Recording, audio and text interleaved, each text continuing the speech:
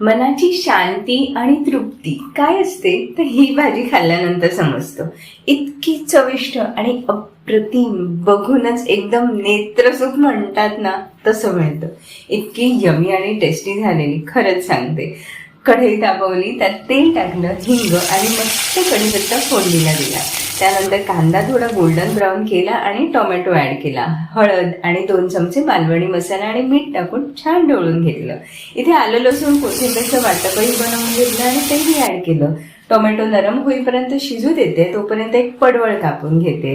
छानसा एक बटाटाही कापलाय त्यासोबत. पडवळला हळद आणि मीठ लावून मॅरिनेशन केलं आणि धुवून घेतलं. त्यानंतर मस्त ताजी फडफडीत कोलंबी होती, तिलाही मॅरिनेट केलं आणि स्वच्छ धुवून घेतलं. इथे आपला टोमॅटोची ग्रेव्हीही शिजली आहे आणि त्यामध्ये आता पडवळ टाकूया, बटाटा टाकूया and last but not the least कोलंबीही टाकून घेतली आणि छानपैकी सगळं मिक्स करून घेते. इतकं यमी दिसतंय हे ना, सिरियसली. आणि कलर कॉम्बिनेशन पण खूप झक्कास आहे.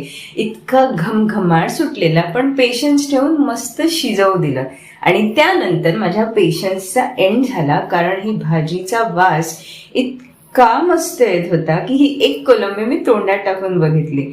वा, काय सुंदर झालेली आणि अप्रतिम चव लागत होती.